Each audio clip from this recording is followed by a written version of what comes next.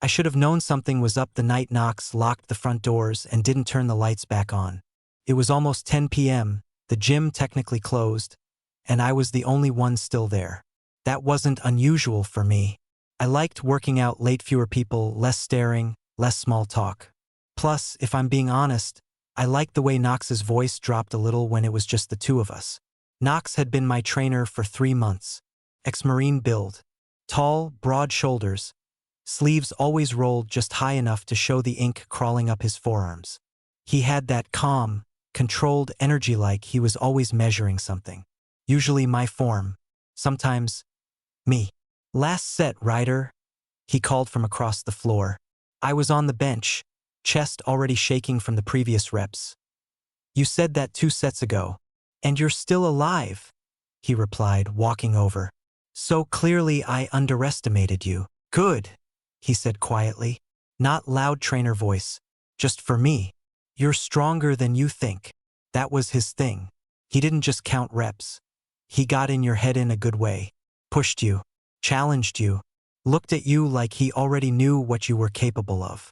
The first time I met him, I thought he was intimidating as hell.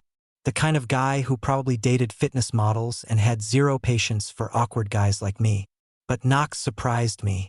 He remembered small details. Asked about my job. Teased me about my obsession with iced coffee. Once, when I came in looking wrecked after a rough week, he didn't push me harder. He adjusted the session, focused on mobility, and told me to breathe through it. He noticed things. And lately, I started noticing things. That night, after my last set, I sat up slowly, wiping sweat from my forehead. The gym was quiet now. The music had stopped. The cleaning crew hadn't come in yet. You're staying late again? I asked, glancing around. Knox checked his watch. Yeah. You live here or something? He smirked. Something like that. I grabbed my water bottle and stood, legs still shaky. You don't have to babysit me, you know? I can lock up after I leave. I know, he said, but he didn't move. Instead, he walked past me toward the front, keys jangling in his hand. I watched as he locked the glass doors. Then he reached up and switched off half the overhead lights, leaving the place dimmer, quieter. My stomach flipped. I said lightly, trying to keep it casual. That's dramatic. He turned back toward me, hands resting on his hips. In the softer lighting, his features looked sharper, more defined, less like a public trainer persona and more like just a man standing in front of me. Ryder, he said, and there was something different in his voice. No edge, no teasing, just steady. Yeah.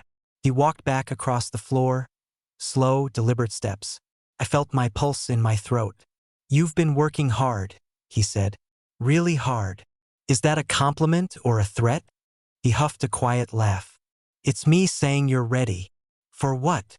He stopped about a foot away from me, close enough that I had to tilt my head slightly to meet his eyes. For something more personalized. The words landed heavier than they should have. I already pay you for personal training, I said, trying to sound normal. My brain stalled. Was this still about fitness? Because the air didn't feel like it was about fitness. Knox, I swallowed. What are you saying? He studied my face like he was searching for hesitation, or fear, or maybe permission. I'm saying, he replied quietly, that sometimes progress isn't just physical. Sometimes it's about trust, about pushing boundaries safely. My heart was pounding now. There was an undercurrent in his tone, controlled but charged. And you think I trust you? I asked. I think, he said, stepping just a fraction closer. You wouldn't still be here if you didn't. He wasn't wrong. Could have left. I should have left, maybe, but I didn't. Instead, I stayed rooted in place, hyper-aware of the space between us shrinking. What would this personal session involve? I asked, forcing a small smile. His eyes darkened, not in a dangerous way, just honest. Stretching, he said first. I raised an eyebrow. Breath work, he continued. And learning how to handle pressure without tensing up. That did not sound like lunges. My chest felt tight, but not from the workout. And if I say no? I asked quietly. Then we unlock the doors, you go home, and we pretend I never asked. His voice was steady. No pressure. The irony of that word hung between us. I exhaled slowly. And if I say yes? Knox's jaw flexed slightly. Just a flicker of tension. Then, he said, we see how far you're willing to go. Silence swallowed the room. I'd had crushes before. Fantasies. Late-night what-ifs. But standing there, in the dim glow of the closed gym, with Knox looking at me like that, it didn't feel like fantasy. Felt real. Terrifyingly real. I licked my lips, buying time. My voice came out softer than I intended. This stays between us? His answer didn't hesitate. Always. I searched his face one last time for arrogance, for manipulation, for anything that felt wrong. All I saw was intensity, and something else. Hope. My pulse thundered in my ears. Okay, I said, just one word. But it changed everything. The second I said, okay, the energy between us shifted. Not explosive, not reckless, just heavier. Knox didn't grin, didn't celebrate. If anything, he looked more focused, like he understood the weight of what I'd agreed to. Locker room's empty, he said quietly. More privacy. My throat went dry. I followed him. The sound of our footsteps echoed faintly against the rubber flooring as we crossed the gym. The overhead lights hummed. Half the place was in shadow now, the mirrors reflecting dim outlines of equipment and our silhouettes moving past them. When we pushed through the locker room doors, the air felt cooler. The fluorescent lights were still on in here, but softer than the main floor. Rows of lockers, benches, the faint scent of disinfectant and soap. Knox turned the corner and stopped near the stretching mats against the wall. He faced me fully now. You nervous? He asked. Yes, I admitted. He nodded once. Good. I blinked. Good. Nervous means you care. He stepped closer, not invading, just present. Solid. Grounded. This doesn't happen unless you want it to, he said. At any point you say stop. We stop. Clear, clear, I repeated. He studied me one more time like he was checking for cracks in my resolve. Then he gestured toward the mat. Shoes off. The command sent a small jolt through me. I unlaced them, hands slightly unsteady. My brain was racing. Is this still stretching? Is this a test? Is he messing with me? But my body was tuned entirely to him. He knelt first, calm and deliberate, then motioned for me to sit across from him. Legs out, he instructed. I did. Hamstrings get tight when you hold tension, he said, especially in guys who are used to controlling everything. I don't control everything. His mouth twitched faintly. You try to. That hit too close. Breathe, he murmured. I inhaled, shaky. Again. I did. Now lean forward slowly. I folded at the hips. He kept light pressure on my ankles to steady me. Don't force it, he said. He continued. I see it when you squat. I swallowed. You notice a lot.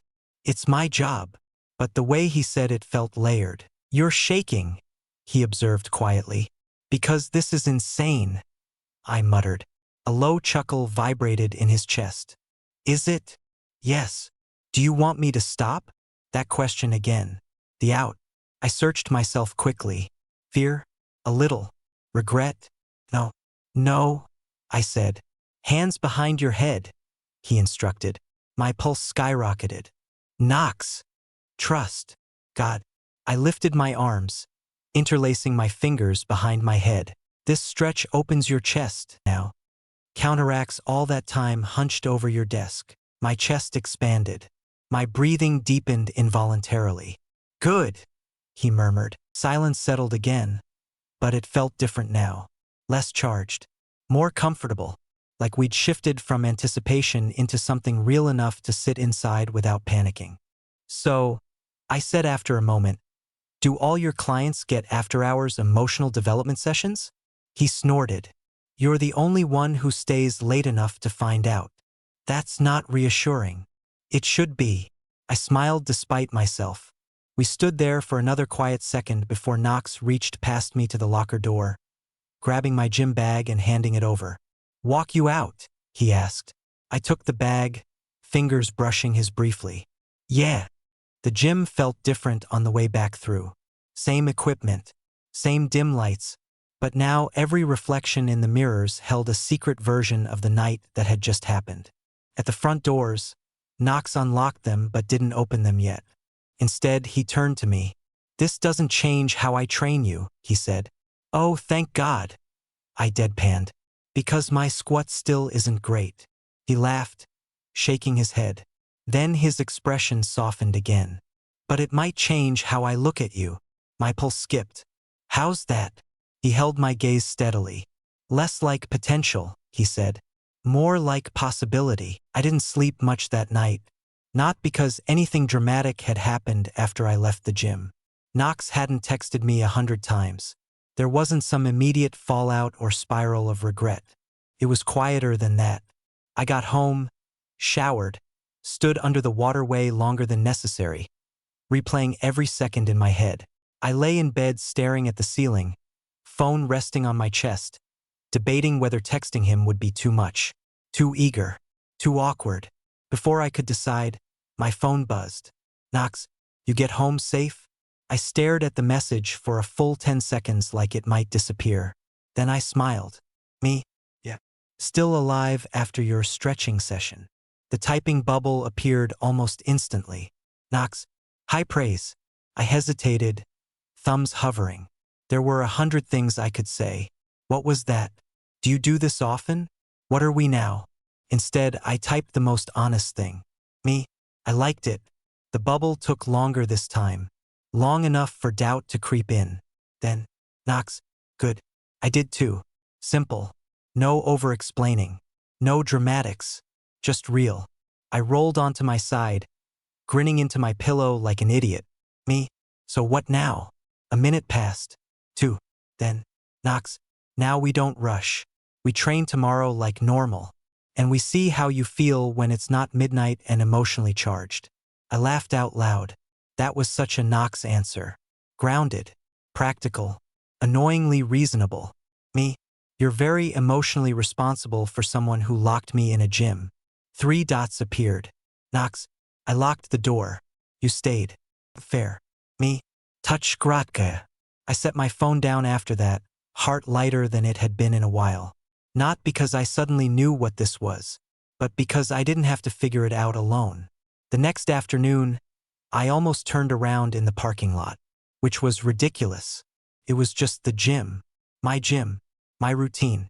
But everything felt different now. I sat in my car watching people come and go, psyching myself up like I was about to walk into an exam instead of leg day. What if he acted distant?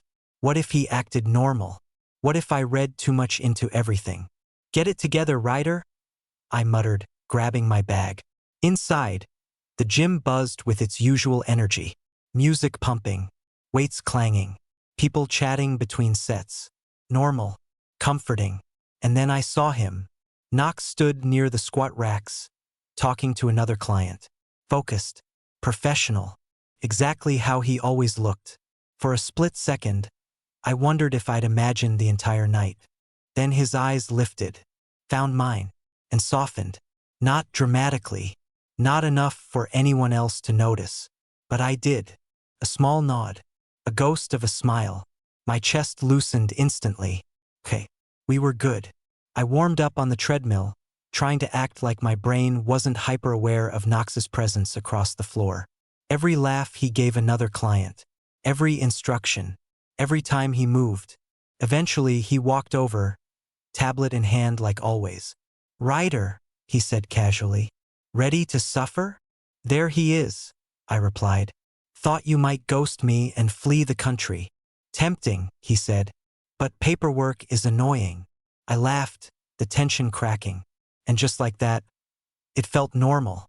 But underneath normal was something new. A current. We moved through the session like we always did, warm-up, mobility, working sets, but the small moments felt louder now. The brief brush of his hand correcting my stance. The quiet good after a rep. The way he stayed close while I caught my breath. Not inappropriate, just charged with context. At one point, I failed a rep and dropped the weight back onto the rack with a frustrated groan. I hate this exercise, I muttered. Knox stepped in front of me, arms crossed. You don't hate it, he said. You hate feeling like you're not good at it yet. I blinked. That was rude. It was accurate. I grabbed my water bottle, shaking my head. You do realize you psychoanalyze me between sets, right? He leaned casually against the rack. You realize you invite it? I opened my mouth to argue. Closed it. Damn. He smirked. Come on, he said. One more set. I sighed dramatically but stepped back under the bar. Because that was the thing about Knox. I trusted him. Not just with spotting me physically, but with pushing me, seeing me, and sometime between the last rep and racking the weight, I realized that was the part that scared me most. Not the kiss, not the attraction, the trust. After the session, I grabbed my bag while Knox wiped down equipment nearby. Clients moved around us, the gym still busy. Public space, public rules. But when I slung my bag over my shoulder, he stepped closer. Not too close, just enough. You free this weekend? He asked quietly. My pulse ticked up. Maybe, I said carefully. Why? His gaze held mine. There's a hiking trail about 30 minutes out, he said. Good views. Quiet. This didn't feel like a trainer invitation. You asking me out? I asked. A small smile tugged at his mouth. Yes.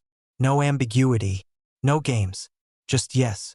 My heart did that annoying flip again. I'd like that, I said, and Knox nodded once, satisfied, like that answer meant more than I realized. As I walked out of the gym again, sunlight replacing last night's darkness, one thought followed me. The personal session had started something, but whatever Knox and I were building now was happening wide awake. I spent the rest of that week in a weird state of anticipation. Nothing dramatic happened between Knox and me at the gym. No heavy conversations squeezed between sets. Just normal training. But normal didn't feel normal anymore. Felt like standing on the edge of something. We texted here and there, nothing constant, nothing obsessive. A meme about leg day. A photo he sent of the trailhead sign with Saturday, 10 a.m. underneath. Me replying with, I will complain the entire time. His answer, that's expected. By Friday night, my nerves were buzzing. Because this wasn't a late gym encounter fueled by dim lights and adrenaline. This was daylight. Plan. A date. I stood in my apartment staring at my closet like clothing choices suddenly carried life-altering consequences. Why am I like this? I muttered, holding up two identical black shirts. Eventually I gave up and picked something simple: gray tee, joggers, hoodie. Casual enough to not look like I tried too hard. Put together enough to not look like I rolled out of bed. Saturday morning arrived too quickly. The drive out of the city felt longer than 30 minutes, mostly because my brain wouldn't shut up. What if it's awkward? What if we only work in gym lighting? What if this is just curiosity for him? I pulled into the small gravel lot and immediately spotted Knox's truck. Great. No backing out now. He was leaning against the hood when I got out of my car, sunglasses on, coffee in hand, like he'd been standing there for hours looking annoyingly effortless. You're early, I said. You're late, he replied. I checked my phone. It's 9:58. Late. I rolled my eyes, but the smile was automatic. Up close, without gym noise and movement around us, Knox felt different. Still Knox, but quieter. More open somehow. You ready? He asked. As I'll ever be. The trail started easy, wide path, soft incline, trees filtering the morning sun into shifting patches of light, birds somewhere overhead, occasional distant voices from other hikers.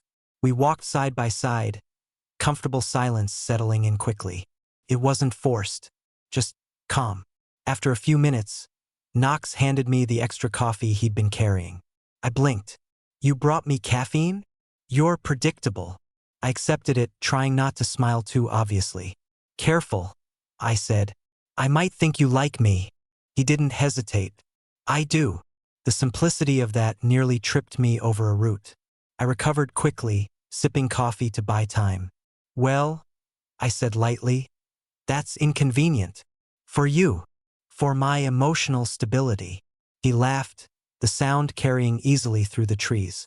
We walked a little farther before the conversation shifted naturally. Work stories, childhood towns, random music tastes, things we'd brushed past before but never really explored.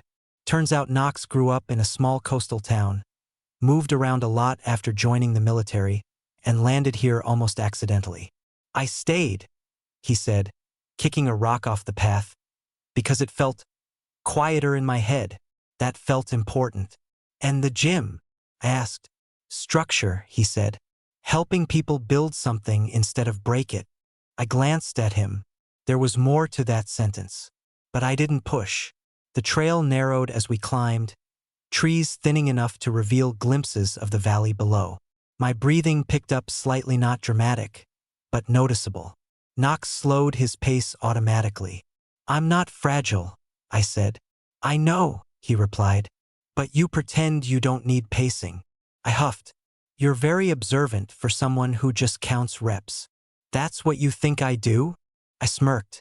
Is this where you reveal you're secretly a therapist? No, he said. Just someone who pays attention. That again. Tension. It wasn't flashy, but it was powerful. Eventually we reached a clearing where the trail opened onto a rocky overlook. The city stretched faintly in the distance, framed by rolling hills and endless sky. Okay, I admitted, stepping forward. This was worth leaving my apartment. Knox leaned against a rock nearby, watching me take in the view rather than staring at the view himself. You hike often? I asked. Used to, he said. Fell out of it. Why? He shrugged. Life gets loud. I nodded, understanding more than I wanted to. We stood there quietly for a moment, wind brushing through the grass around us. Then Knox spoke. You've been in your head all morning. I groaned. I hate that you can tell. You want to say it? I hesitated. But that was the thing about this space. No gym mirrors, no audience, no late night haze. Just honesty. I don't know what this is, I admitted. Knox didn't react defensively. Neither do I, he said. That surprised me. But, he continued, I know I like spending time with you. I know I'm not playing around. And I know I don't want you feeling like this is some temporary curiosity. My chest tightened slightly. Because it's not? No. The certainty in that single word grounded something inside me. I looked out at the horizon again, processing. So what are we doing? I asked softly. Knox stepped closer, not invading, just present beside me. We're learning each other, he said, without pressure to define it before it exists. That felt frustratingly wise. You always talk like this? I asked. Only when I mean it. I turned toward him. The sunlight caught in his hair, softening the edges that usually felt so controlled inside the gym. You're very different outside of work, I said. So are you. Oh, you laugh more, he said. And you stop pretending you're fine when you're thinking too much. I stared at him. That was unfairly accurate. Rude, I murmured. He smiled faintly. The moment stretched quiet, warm, real. No dramatic move. No scripted romantic beat. Just two people standing close enough to feel the possibility between them. After a second, I nudged his shoulder lightly. So, I said, do all your clients get scenic emotional clarity hikes? He chuckled. You're still the only one staying late enough to find out. I smiled, looking back at the view. And for the first time since that night in the gym, my thoughts weren't racing ahead. They were right here, on this overlook, with Knox beside me, and whatever this was, felt like it was unfolding exactly how it needed to. The hike back down felt lighter, not because anything huge had changed, but because something had settled. We weren't pretending it was casual. We weren't rushing to label it either. We were just choosing to keep showing up. About halfway down the trail, Knox reached for my hand. Not dramatically, not with a speech, just a quiet, natural movement as we stepped over a rocky patch. His fingers laced with mine like it was the most normal thing in the world. And for a split second, my brain short-circuited. Not because I didn't want it, because I did. because it felt easy. We walked like that for a while. No big conversation. Just the sound of gravel under our shoes and the occasional brush of wind through the trees. At one point, I glanced down at our hands. "You realize this is very public," I said. "Yeah. You don't seem concerned." "I'm not." That answer was simple, steady. It wasn't defiant. It wasn't performative. It was just true. And that did something to me. "You always this calm about things?" I asked. "Not always." He squeezed my hand once. "But with you?" "Yeah." I didn't know what to do with that, so I deflected. "Must be my sparkling personality." "That's part of it." "Oh? What's the other part?" He glanced at me sideways, mouth curving. "You're brave." I almost stumbled. "Brave? You let yourself feel things," he said. "Even when it scares you." I let out a quiet laugh. "You have a very generous interpretation of my overthinking." "Overthinking isn't the opposite of brave," he replied. "Avoiding is." That one landed deeper than I expected.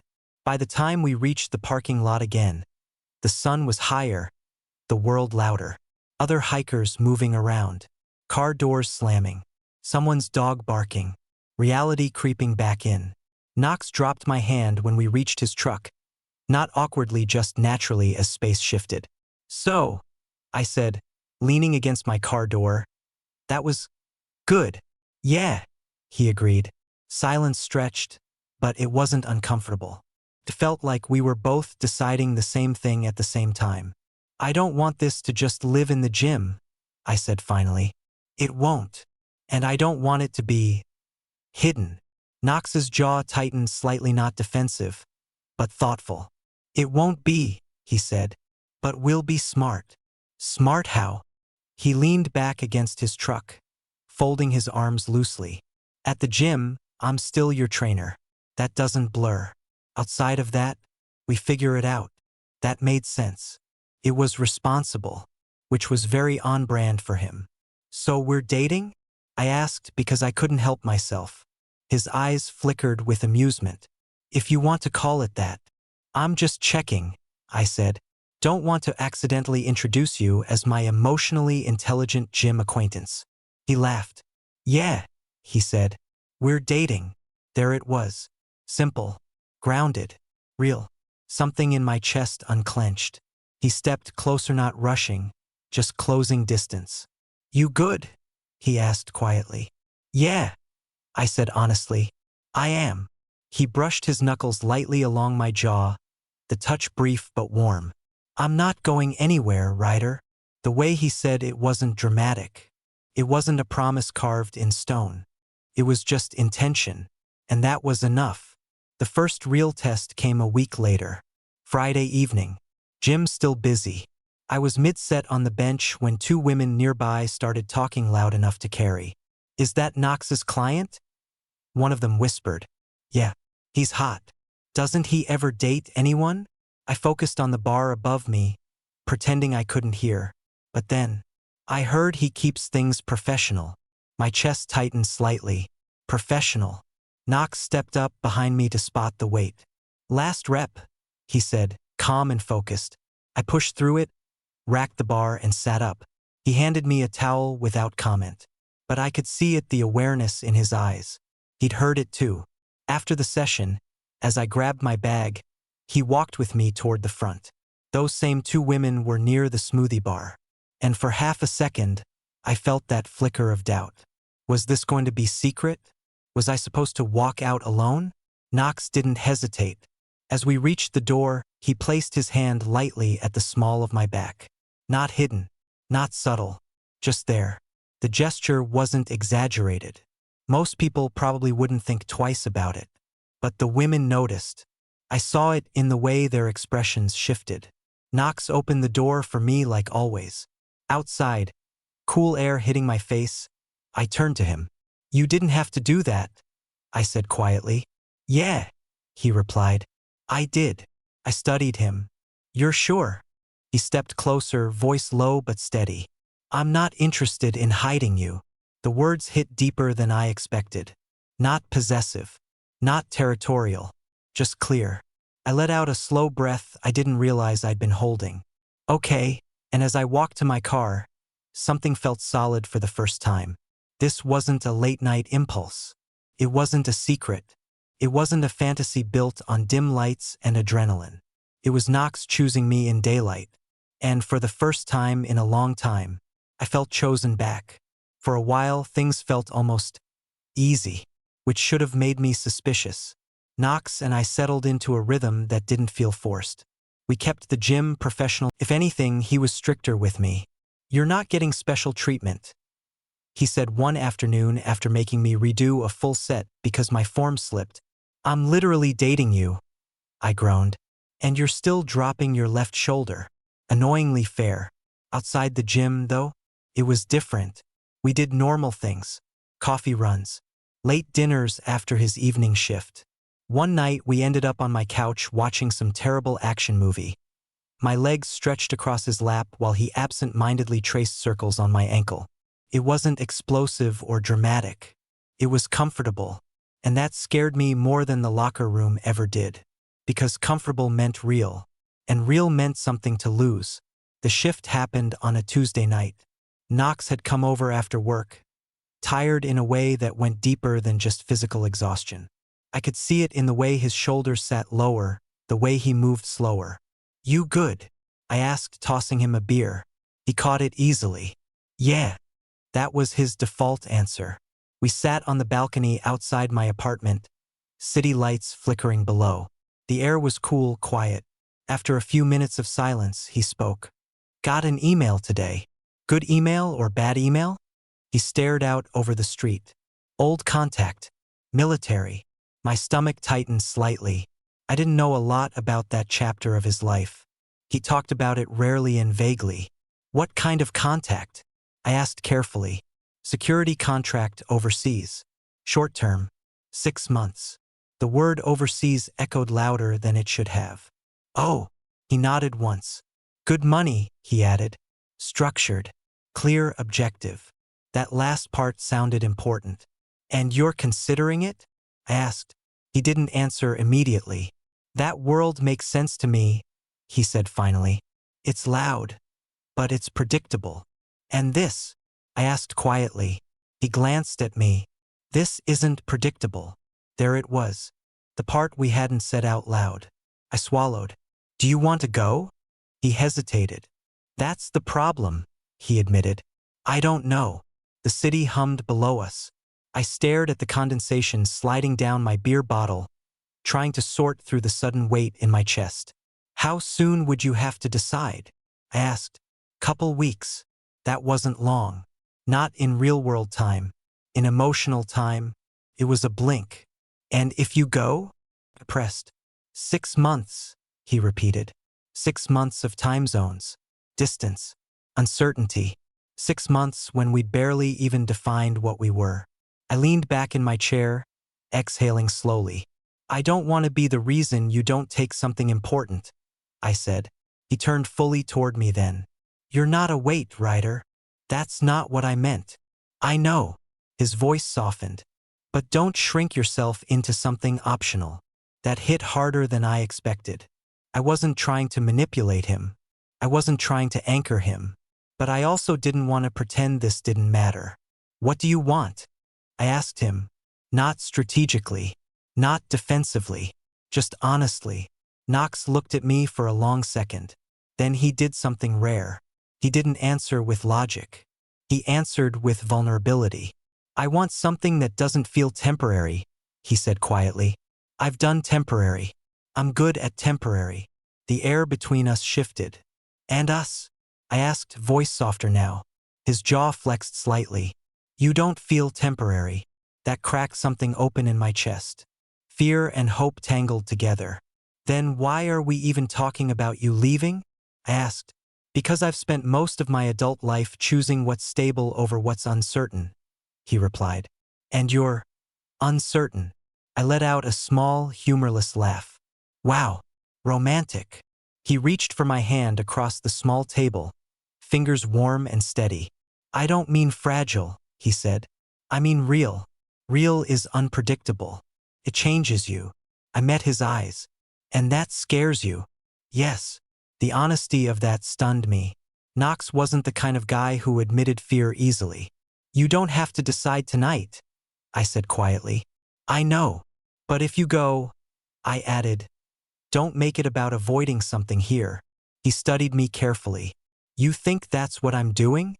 I said slowly. You're used to environments where emotions are background noise. And this is loud. His thumb brushed over my knuckles. You're loud, he corrected gently. I huffed a quiet laugh. Only emotionally. He leaned closer then, resting his forehead briefly against mine. I don't want to run from this, he said. Then don't. Silence wrapped around us again. Not tense, just heavy with choice. After a moment, he pulled back slightly. I haven't said yes, he reminded me. I know. And I haven't said no.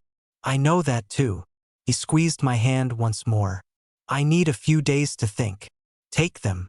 I meant it. Because if this was going to be real, if this was going to last, it couldn't be built on fear of loss. It had to be chosen.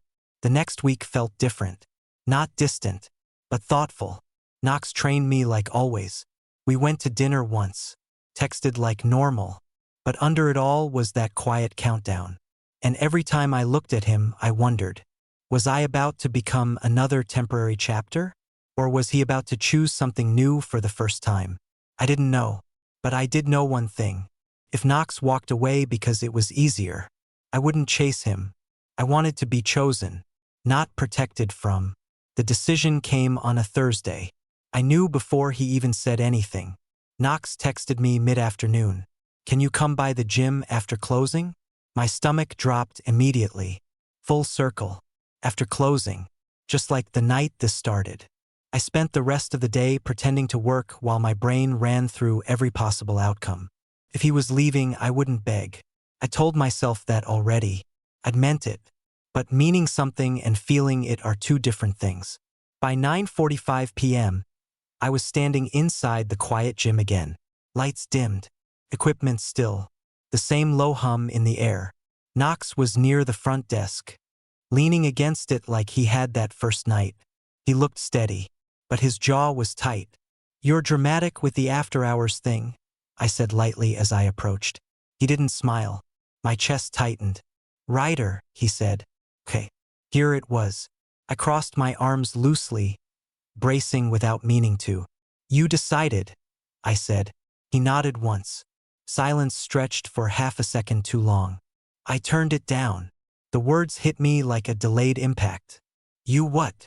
I turned it down, he repeated, slower this time. This morning. My brain scrambled to catch up. You're not going? No. The tension I'd been carrying all week cracked open so fast it almost made me dizzy. Knox. I exhaled, running a hand through my hair. That was 6 months. Good money. Structure. I know. You don't strike me as impulsive. I'm not. I searched his face. Then why? He stepped closer, not intense, not dramatic, just honest. Because I realized something, he said. I've spent most of my life choosing what's safe. Overseas security contracts are not safe. He shook his head faintly. Safe emotionally, he clarified. Clear mission, clear ending, no variables. And this, I asked quietly, this is a variable. I let out a small, shaky laugh. That's not exactly reassuring. His eyes softened. But it's worth it. The simplicity of that made my throat tight. You barely know how this ends, I said.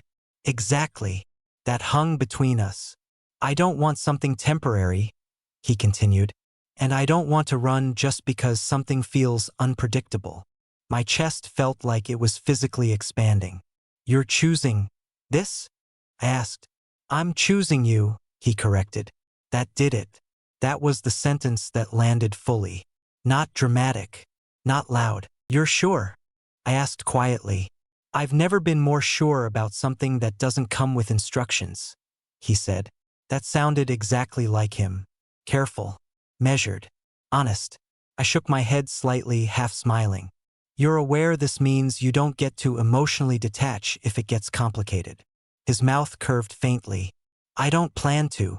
And you don't get to retreat into structure when I overthink something. I won't. And if I panic, I stay. The word stay settled deep in my chest. Knox, I said softly, this isn't going to be perfect. I don't want perfect, he replied. I want real. There it was again. Real. Unpredictable. Alive. I murmured.